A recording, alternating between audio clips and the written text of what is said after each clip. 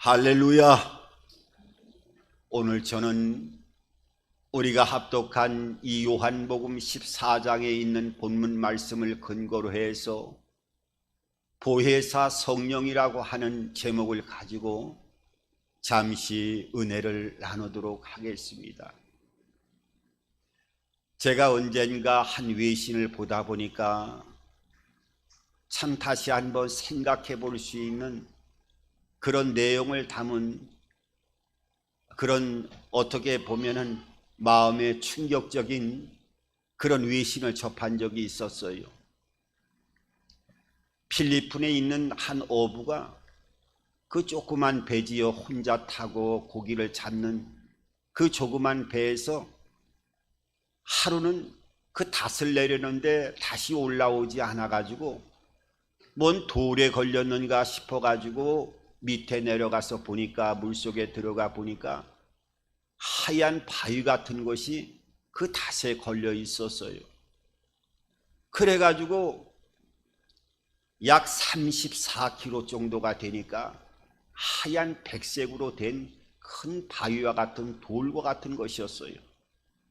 그래가지고 그 닷을 덧치고 나서 물속에 그냥 내버려 둘까 생각을 하다가 그래도 이 돌이 참 예쁘게 생겼다 싶어가지고 34km면 사람이 건장한 사람이 그 돌을 들라고 하니까 상당히 무겁기 힘들게 들 수 있는 돌이 그 크기와 무게였는데 그 돌을 이제 물 밖으로 끄집어 내보니까 하얀 돌은 돌인데 바위와 같은 돌이었어요. 그런데 이 바위와 같은 돌이 너무나 좀 눈으로 볼 때도 매끈매끈하고 이쁘게 보여서 야, 이거 참 보기 힘든 돌인데 집에 갖다가 놓으면 참 좋겠다, 이런 생각을 가지고 그 돌을 낑낑거리면서 들고 와가지고 뭐 어부가 사는 그런 조그만 집이었으니까 우리가 눈으로 볼 때에도 뭐 그렇게 넉넉하지 않은 그런 집에 그 침대 밑에다가 그 돌을 부적으로 삼고 행운의 부적으로 삼겠다 하는 그런 마음을 가지고 침대 밑에다가 내려놨어요. 그리고 그냥 매일매일 삶을 살아가다가 10년 정도 되는 어느 해 그 집에 불이 나버렸어요. 그러니까 불이 나다 보니까 다 타버리고, 그래도 그 침대 밑에 있던 돌이 아까워가지고 다시 끄집어냈는데 그 끄집어낸 돌이 사람들이 보고 야, 저거 참 희한한 돌이다, 저건 특별한 돌이다 해서 사람이 입에 소문을 물어서 그것을 감정했는데 그 감정한 결과 이 지구상에서 발견된 진주 가운데 제일 큰 진주로 판명이 되어졌고, 무게가 34kg 되어지니까 그 원석이 되니까 그 가격으로 대충 그 가격이 판정되기를 1억 달러에 해당되어지는 가치가 되는 진주로 판명이 나게 되었습니다. 여러분, 1억 달러라고 하는 것은 우리 한국 돈으로 얘기를 하면 지금 아무리 적게 잡아도 1200억 원 이상이 되는 금액이지요. 1200억 원 이상 되는 보물을 10여 년 동안을 그거를 그냥 돌인 줄 알고 맨날 잠을 자면서도 그 침대 밑에다가 한 구석에다가 그냥 일반적인 하나의 행운의 돌이다 마음으로 생각하고 그 밑에다가 방치해 놓았던 것을 보게 됩니다. 만약에 그 집에 불이 나지 않았으면 그 진주의 운명은 어떻게 됐을까 생각을 한번 해보다 보니까 참 여러 생각을 해보게 되었습니다. 여러분, 사실 어떻게 보면은 1100억 원, 1200억 원 이상 되어지는 이 가치를 모르고 이 어부는 10여 년 동안 매일매일 그 놀라운 가치를 가지고 있는 진주를 늘 같이 함께 잠을 자면서도 그 가치를 몰랐다라고 하는 것을 생각해 보면 우리가 참 여러 가지 삶을 살아가다 보면 가치 있는 것을 발견하느냐 발견하지 못하느냐에 따라서 우리의 삶의 결과가 얼마나 큰 차이로 그 인생의 삶이 달라지는 것인가 하는 것을 발견할 때가 있습니다.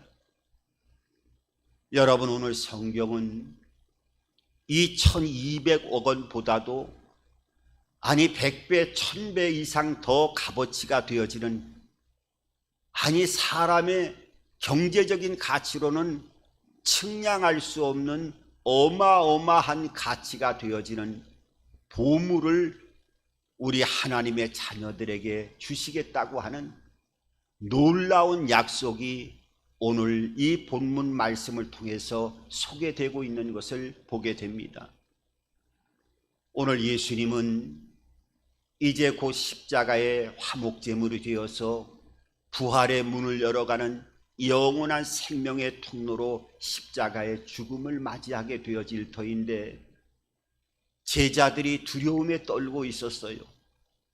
그때 예수님이 제자들에게 너희들은 감당할 수 없겠지만은 이제 장차 되어질 놀라울 너희들이 감당할 수 있는 몇 가지만 내가 가르쳐 줄 터이니까 너희들이 이 말을 잘 새겨 듣도록 해라 하면서 오늘 두려움에 떨고 있는 제자들에게 예수님께서 이 십자가의 사건을 바로 앞에 두고 제자들에게 말씀하시는 것을 보게 됩니다. 내가 이제 조금 있으면 아버지에게로 갈 터인데 너희들은 절대로 두려워하지 말고 내가 가면 하늘에 또 다른 보혜사를 아버지께 말씀드려서 그 보혜사가 이 땅에 올 터인데, 그 보혜사가 오게 되면 이제는 너희들을 고아와 같이 버려두지 아니하고 너의 속에 한 사람 한 사람 그 하늘에 계신 보혜사 성령께서 들어가셔서 이제부터는 일시적인 나와 너희들의 관계가 아니라 영원토록 하늘나라를 경험하고 하늘의 영광을 체험하는 놀라운 역사가 너의 삶 가운데 펼쳐지게 될 것이라고 하는 것을 이 보혜사 성령이 이 땅에 오시고 너의 삶 속에 내주하게 되어지고, 그리고 내 속에 거주하면서 영원토록 너희들과 함께 하겠다고 하는 이 언약을 말씀하시고 그 제자들에게 두려움을 떨어뜨리게 하는 예수님의 모습이 오늘 성경의 본문 말씀을 통해서 말씀하고 있어요. 여러분이 보혜사라고 하는 말은 법정 용어로 사용되어지고 있는 단어인데, 바로 이 파라클레토스라고 하는 단어는 변호사라고 하는 의미를 가지고 있어요. 그러니까 이 땅에 오실 성령은 먼저 그 역할이 변호사의 역할로 나타난다는 거예요.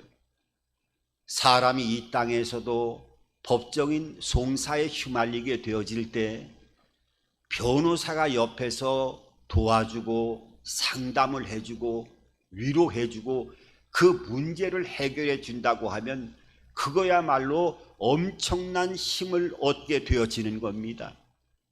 그리고 변호사도 그 등급에 따라서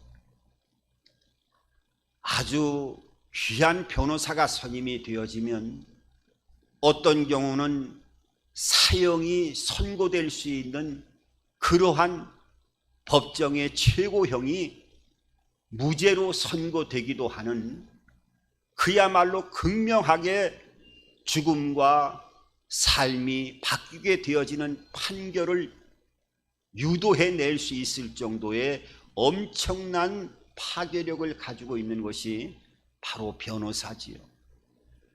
그러니까 이 변호사로 우리를 늘 함께 해주고 동행해 주겠다라고 하는 이 변호사는 바로 성령을 말씀하고 있는데, 그러면 변호사로 함께할 이 성령은 어떤 분이신가? 여러분, 성령의 존재를 성경에서 자세히 한번 살펴봐야 돼요. 성령은 하나님께서 온 우주 만물을 창조할 때 함께 천지 창조에 동행하셨던 분이 바로 우리의 함께 동행하실 보혜사 성령님을 우리에게 보여주고 있어요. 하나님이 창세기 1장 1절을 통해서 태초에 하나님이 천지를 창조하시니라, 천지 창조의 선포를 이어나갈 때 그 2절에 있는 말씀은 뭐라고 말씀하고 있습니까? 땅이 혼돈하고 또 흑암이 깊음 위에 있을 때 하나님의 신이 수면 위에 운행했다고 말씀하고 있어요. 여러분, 이 운행이라고 하는 말은 이쪽에서 A에서 B로 어떤 거리를 얘기하는 것이 아니라, 우리가 단순하게 느낄 때는 운행했다라고 하는 것은 거리를 직선적으로 갔다 왔다 하는 그런 개념으로 느낄 수가 있겠습니다마는, 이 성경의 원문을 보면은 운행이라고 하는 말은 어떤 직선거리를 표현하는 우리의 개념이 아니라, 어미닭이 달걀을 계속 그 품 안에 품으면서 달걀을 품속에서 계속 굴려가면서 그 달이 부화하기를 기다리면서 그 달을 몸속에 품고 있는 상태를 이 성경의 운행이라고 하는 단어를 통해서 원문은 그렇게 보여주고 있어요. 그러니까 하나님이 천지를 창조하실 때 마치 어머니가 자식을 낳은 다음에 이제는 내가 10개월 동안 있다가 너를 출생했으니까 네가 알아서 잘 자라도록 하라 하면서 출생 이후부터 자녀를 내팽개친 것이 아니라, 출생 이후에 더 섬세하게 아이를 돌보면서 성장할 때까지, 양육할 때까지 몸이 부서질 정도로 영육간에 혼신의 힘을 다해서 자녀를 키우는 것처럼 온 우주 만물, 이 창조한 것들을 일시적으로 창조의 아버지께서 모든 것들을 만든 것으로 그치는 것이 아니라, 성령께서 지속적으로 보듬어서 알을 품듯이 섭리 안에서 지속적으로 살펴보시고 지켜주시고 함께 하신다라고 하는 것을 이 운행이라고 하는 창세기 1장 2절의 단어를 통해서 말씀하고 있어요. 그러니까 천지를 창조할 때에도 성령님은 함께 운행하셨고, 그리고 예수님을 이 땅에 구원의 문을 열기 위해서 하나님의 아들이 말씀으로 있다가 육체를 통해서 이 땅에 오실 때에도 마리아의 몸을 빌려서 하나님의 아들이 성령으로 잉태하는, 그러니까 천사들의 수태고지를 통해서 하나님의 그 놀라운 비밀을 가르쳐 줄 때에도 성령이 사람 육신의 남편인 요셉을 통해서 예수 그리스도를 잉태한 것이 아니라, 성령이 함께 일을 하셔서 성령으로 잉태케 하는 놀라운 역사가, 하나님의 아들이 이 땅에 오실 때 그 잉태하는 순간에도 성령이 함께 일을 하셨어요. 그리고 예수 그리스도께서 출생하시고 이제 공생애를 이루어 나갈 때 마태복음 3장에 보게 되면은, 그 예수님께서 침례를 받으실 때에 요단강에서 올라오실 때에도 어떻게 했어요? 세 분의 하나님께서 역사하시고 동행하시는데, 제일 먼저 하늘로부터 이는 내 사랑하는 아들이요 기뻐하는 자라 하는 아버지의 음성이 들렸고, 그리고 성령이 비둘기같이 임하는 성령의 임재가 함께하면서 예수님의 그 공생애가 시작되어지는 놀라운 역사가 세 분이 함께 일하심을 통해서 보여주셨어요.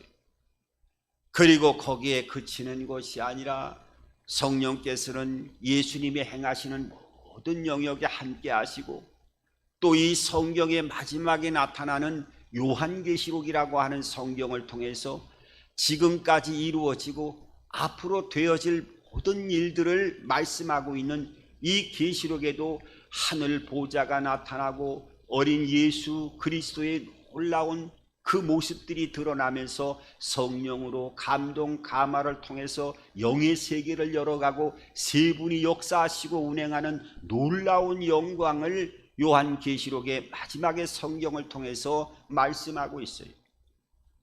그러니까 이 성령 자체, 너희들과 함께할 이 보혜사 성령은 창조주 하나님이실 뿐만 아니라 우리의 생명의 근원이 되신 분이고 알파요 오메가요 처음과 나중이요 시작과 끝이 되시는 그야말로 전능하신 하나님의 영광이 이제는 우리의 육체 속에 거하면서 너희와 영원토록 함께 하겠다라고 하는 이 놀라운 영광이 보혜사 성령의 내주함을 통해서 우리들에게 그 역사가 드러나게 해주시겠다고 제자들에게 말씀하셨고 그 제자들에게 말씀하신 영광이 예수님의 부활 사건을 통해서 오순절날 마가의 다락방에 120명의 성도들의 머리 위에 불의 같이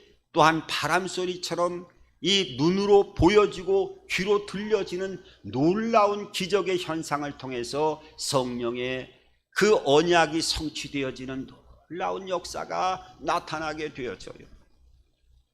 여러분, 그런 측량할 수 없는 하늘의 엄청난 능력과 생명의 근원이 되시는 분이 여러분 내 육체 안에서 나를 도와주시고 함께 하신다고 하면 그 가치를 발견하고 그 역사를 체험하며 그 가치를 진정으로 내가 체험하면서 전능하신 능력과 생명의 주가 되신 성령님과 끊임없이 그 도움을 받으면서 인도를 받는 삶을 살아간다고 하면 그거야말로 사람의 언어로는 측량할 수 없는 은혜와 축복이 나의 삶 가운데 임하고 있다고 하는 것을 알아야 된다고 하는 것을 이 성령의 임재를 통해서 우리는 늘 체험하고 그 인도를 받으면서 경험해 나가는 삶을 살아가야 되는 겁니다.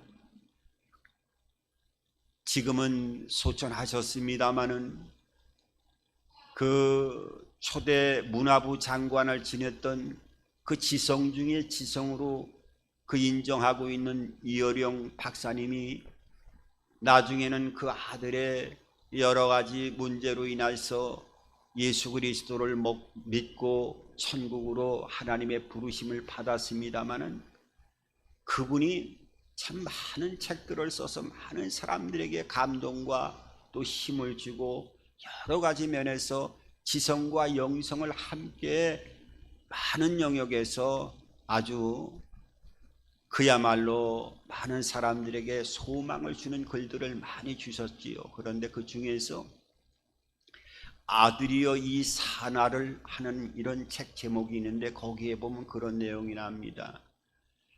그 시골에 아주 할아버지 한 분이 계셨는데 수염이 너무너무 멋있게 자라가지고 수염이 배꼽 있는 데까지 아주 잘 그런 우리가 말하는 산신령 도사처럼 생각하는 그런 하얀 수염이 너무나 멋있게 잘 자라가지고 배꼽 있는 데까지 내려왔는데 그 아이가 하도 궁금해서 할아버지에게 물어봅니다. 할아버지, 밤에 주무실 때 이 수염을 이불 속에다가 넣고 잠을 잡니까? 이불 밖에다가 이 수염을 내어놓고 잡니까? 라고 이 아이가 물어보니까 이 할아버지가 이 아이의 질문에 좀 당황하는 거예요. 내가 지금 30년 동안 이 수염을 내가 달고 있으면서 잠을 잘 때 이불 바깥에다 내놓고 잤는지 이불 속에다가 넣고 잤는지 다시 한번 생각해 봐야 되겠다면서 그 어린아이에게 직접적으로 답을 못 주고 며칠만 말미를 달라고 그래서 이 할아버지는 잠을 잘 때 내가 진짜로 이 수염을 어떻게 하고 잠을 자고 있는가를 생각을 하면서 의식을 갖고 잠을 잤는데 며칠 동안 잠을 자면서 가만히 생각을 해보니까 잠을 잘 때 수염을 안에 집어넣으면 좀 답답한 것 같아서 바깥에다 내놓고 바깥에다 내놓으면 좀 뭔가 또 허전한 것 같아서 안에다 집어넣고 이렇게 저렇게 하다가 잠이 들다 보니까 내가 수염이 안에다가 집어넣는지 바깥에다 집어넣는데 확증을 못하겠더라는 거예요.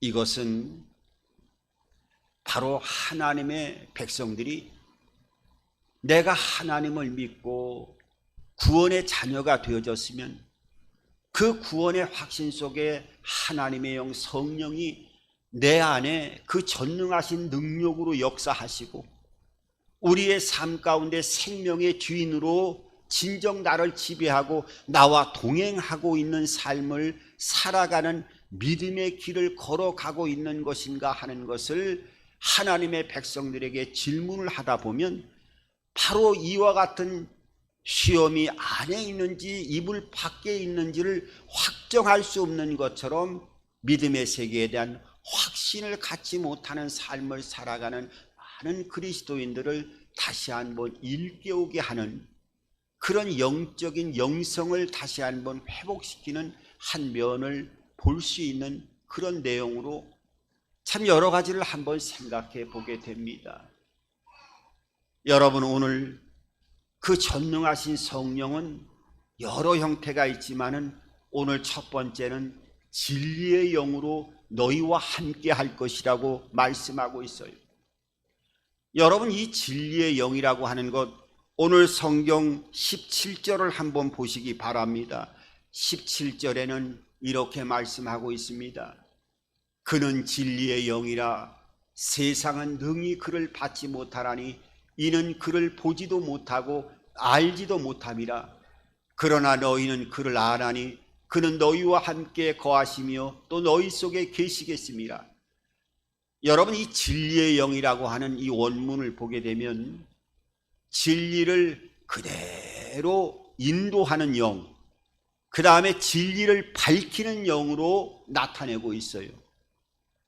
그러니까 이 진리를 그대로 인도하는 영이다. 진리로 인도하는 영, 진리를 밝히는 영이 되기 위해서는 어떻게 보면은 그 진리가 무엇인가를 알아야 되고 그 진리를 밝힐 수 있는 영이 되기 위해서는 그 진리를 너무나 잘 알아야 되고 그 자체도 진리가 돼야 되는 거예요.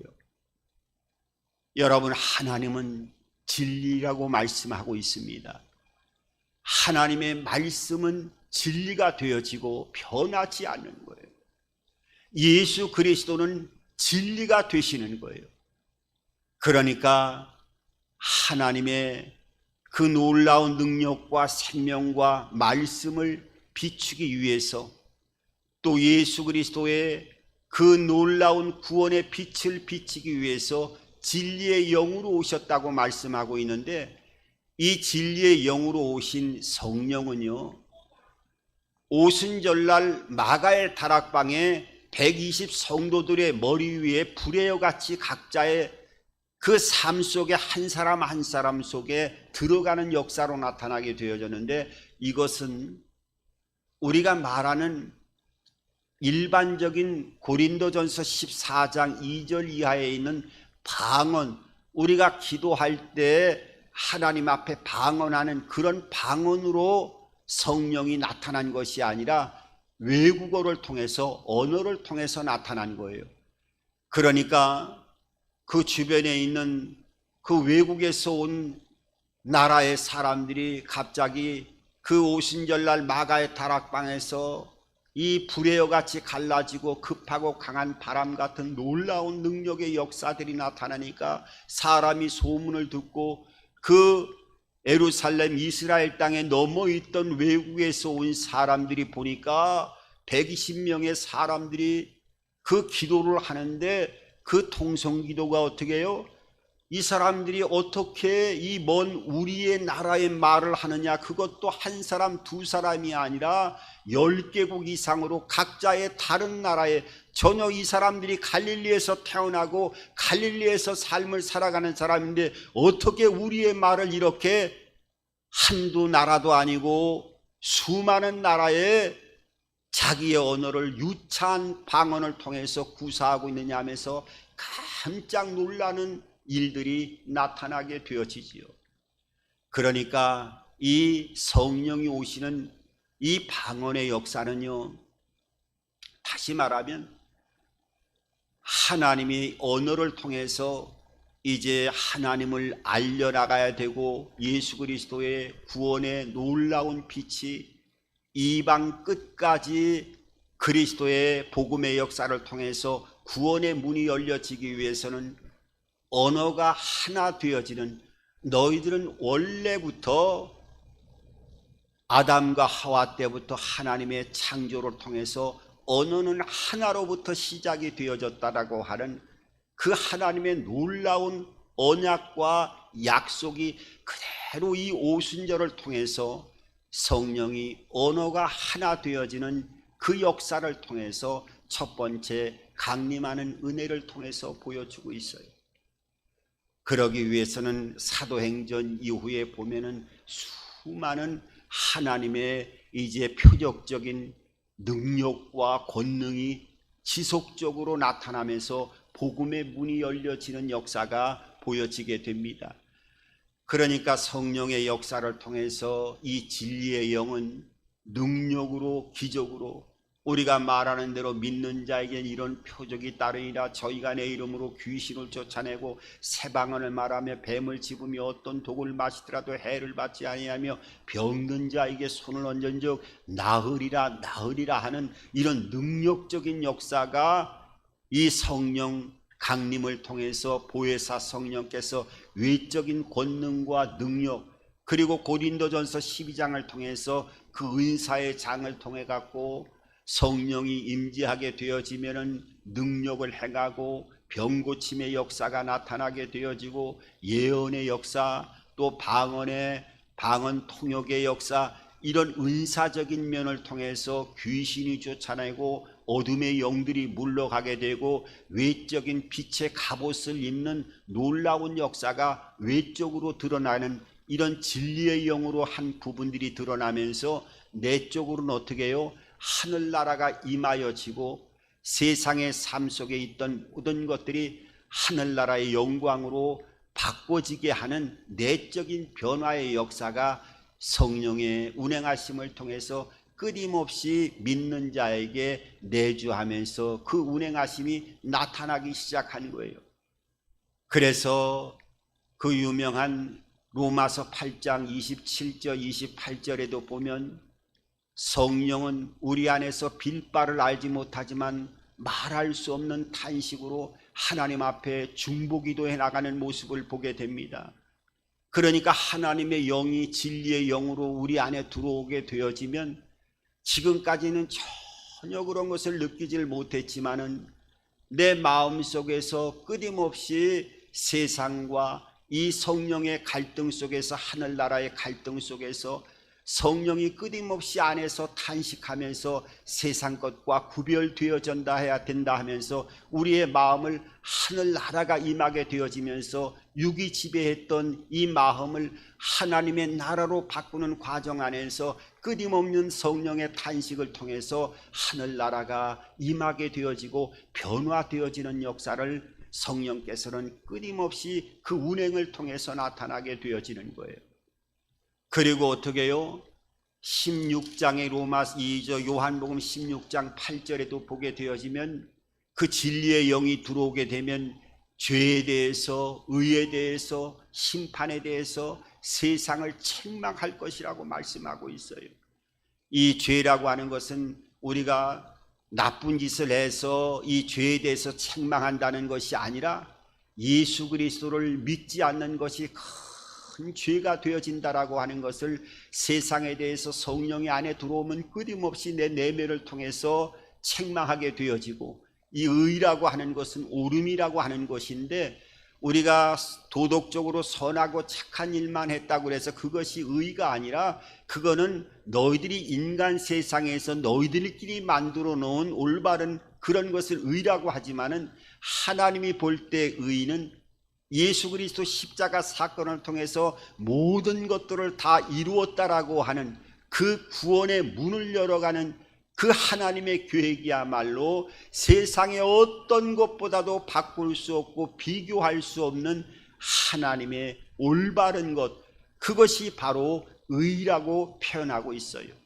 그러니까 예수 믿지 않는 그런 것으로 인해서 끊임없이 성령은 죄가 되어진다라고 하는 것을 탄식하고, 십자가 사건을 통해서 구원의 문이 열려졌고 심판에 대해서 책망할 것이다, 너희들은 죽음 이후에 둘째 사망이 있다라고 하는 것을 너희가 육신의 삶을 살아갈 때는 모르지만은 성령이 안에 내주하게 되면 그 진리의 영께서 우리의 내면을 끊임없이 밝혀주는 은혜를 통해서 외적인 능력과 내적인 진리의 영의 이 놀라운 변화를 통해서 우리를 하늘나라의 사람으로 바꿔지게 하시고, 그 놀라운 인도하심을 통해서 이 진리 가운데로 인도하신다고 하는 것을 말씀하고 있어요.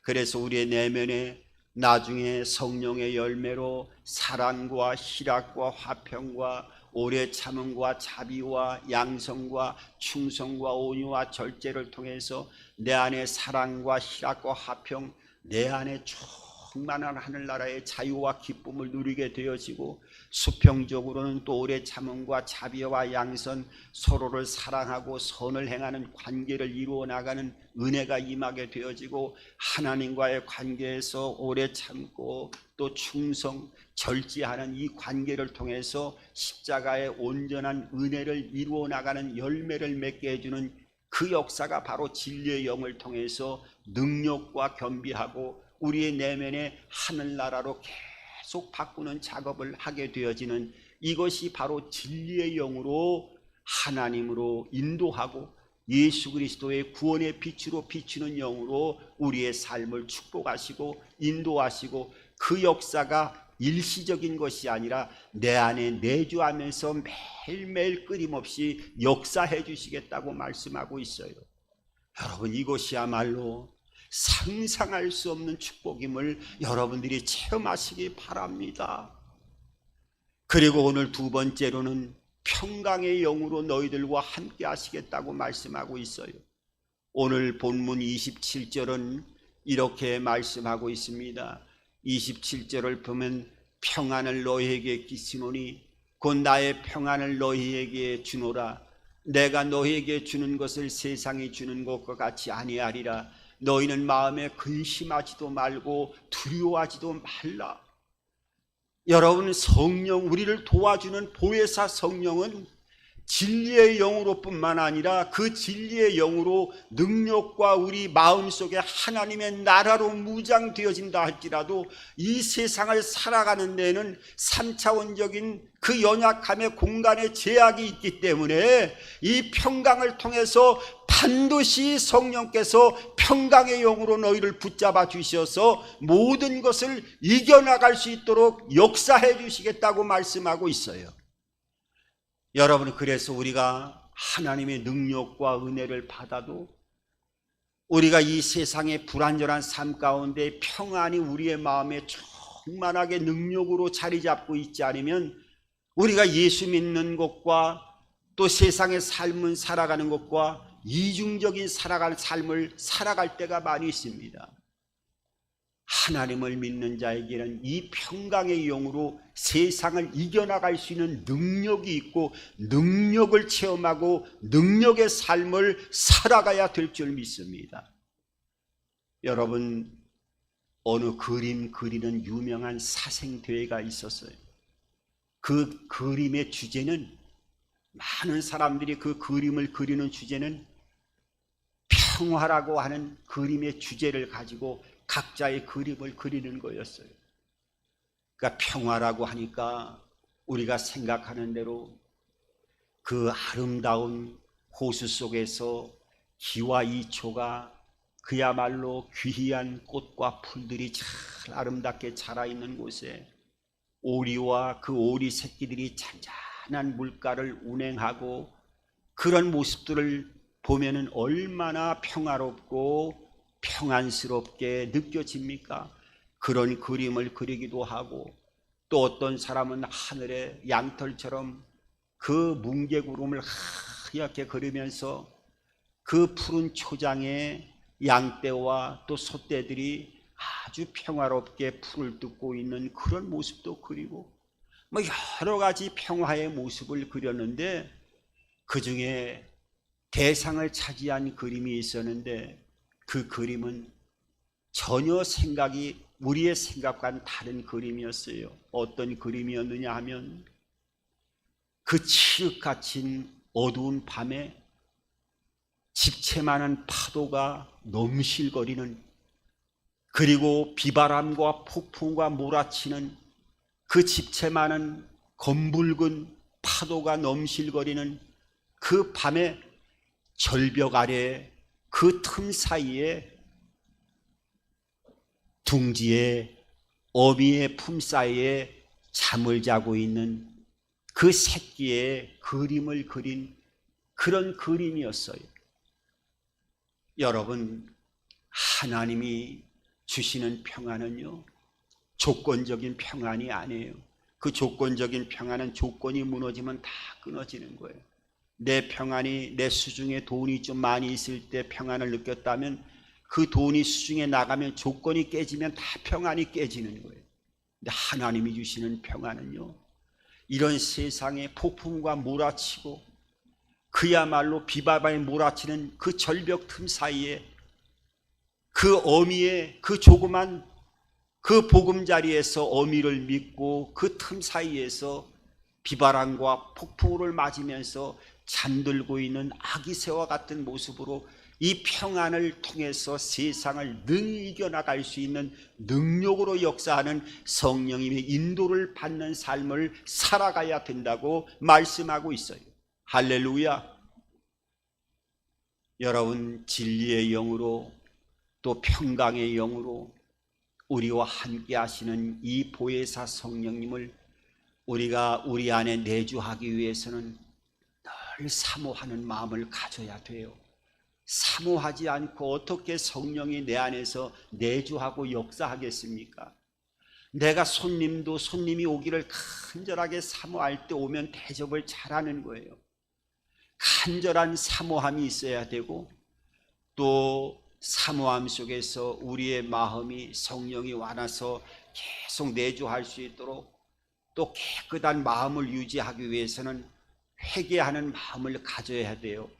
손님들을 초대할 때 그릇이 아무리 좋은 그릇이더라도, 금그릇이더라도 그 금그릇 안에 지저분한 찌꺼기 같은 것이 있으면 거기다가 여러분 손님에 대해 음식을 담아서 줍니까? 아니지요.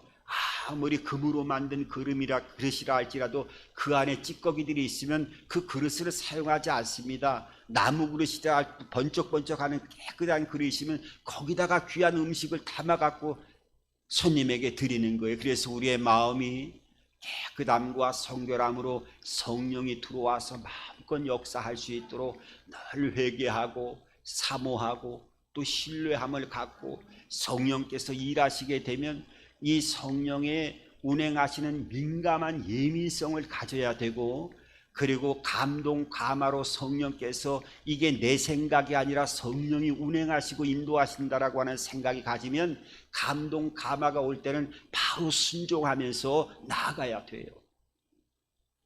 여러분, 마지막으로 한 가지만 더 드리겠습니다. 6.25 때 전쟁에 그 낙동강 전선까지 전쟁이 일어나서 그 지속적으로 이 남한 땅이 유린당하면서 이제는 저 부산 대구만 남는 낙동강 전선까지 최후의 방어리스에 대해서 이제 조금 있으면 이 대구 부산이 점령이 되기만 하면은 끝장나는 거예요.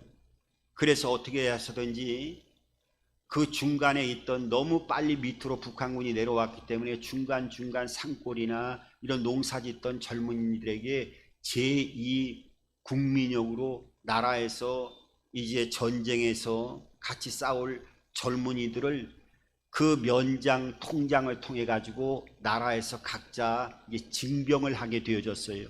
근데 징병을 하게 되어져도 너무 어떤 급한 상태다 보니까 그 징병할 때 요령만 통장 반장에게 가르쳐주고 정부에서 지시만 한 거죠. 그러니까 너희들은 이렇게 해서 어떻게 찾아오든지 해서 이 대구로 모든 너희들이 집결하도록 하라 하면서 그런 집결지 표시밖에는 가르쳐주지 않았어요. 그래서 순진한 시골 이 젊은 청년들이 이제 사람들이 모여서 국가에서 면장 통장을 통해서 지시한 곳으로 대구로 내려가기 위해서는 다 짝을 지어 가지고 무리를 지어서 내려가는데 이 경상도로 넘어가길 때까지는 그러니까 어떻게 보면 충청북도를 지날 때는 그쪽에는 산악지대가 많이 있었는데 그 산악지대를 가지고 이제 많은 청년들이 이제 넘어가게 되는데 거기에 중간에 한 군인이 나타나서 이 사람들이 무리지어 대구로 내려가는 그 산골에서 얘기를 하는 거예요. 일로 길을 가면은 너무 돌아가는 길이고 지름길이 있으니까 나를 따라오라고 하니까 많은 사람들이 함께 가다가 우리는 지름길로 가는 게 낫겠다, 아니면 우리는 원래 원한 대로 통장과 반장이 얘기했던 대로 쫓아가겠다, 그렇게 해서 대구를 넘어가겠다 해서 패가 두 패로 나눠졌다는 거예요. 그런데 그 군인을 따라갔던 많은 사람들은 그 산골의 골짜기를 내려가면서 전부 다 총살을 당하고 죽임을 당했다는 거예요.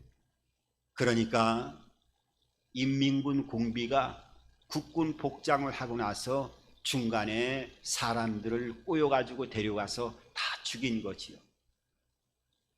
저는 그 전쟁의 비사를 보면서 야, 우리의 삶을 살아가면서도 얼마나 현혹되어지고 그 세상에 보암직 먹음직하는 눈으로 보이는 현란한 이 땅의 모든 것들을 통해서 얼마나 속고 삶을 살아가고 있는가 하는 것을 다시 한번 뒤돌아보면서 우리의 영원한 생명의 주가 되시고 우리의 영원한 창조주가 되시는 보혜사 성령님과 함께 진정한 진리의 영으로 평강의 영으로 인도를 받으며 이 땅에서 승리할 수 있는 저와 여러분들의 삶이 되기를 주님의 이름으로 축원합니다. 주님의 이름으로 축원합니다. 좋으신 아버지 하나님, 은혜와 사랑을 감사드립니다.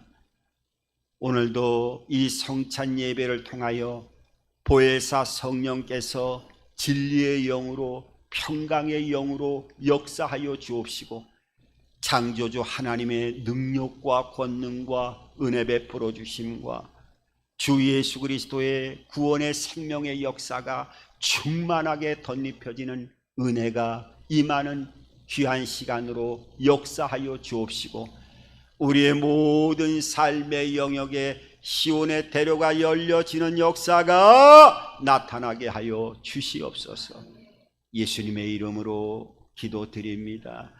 우리 한번 고개 숙이시고 다시 한번 오늘 성찬 예배를 통해서 이 진리의 영으로 평강의 영으로 보혜사 성령께서 내 안에 내주하시고 또 인도하시는 삶을 통하여 하나님의 영광과 축복의 문을 열어가는 기적의 일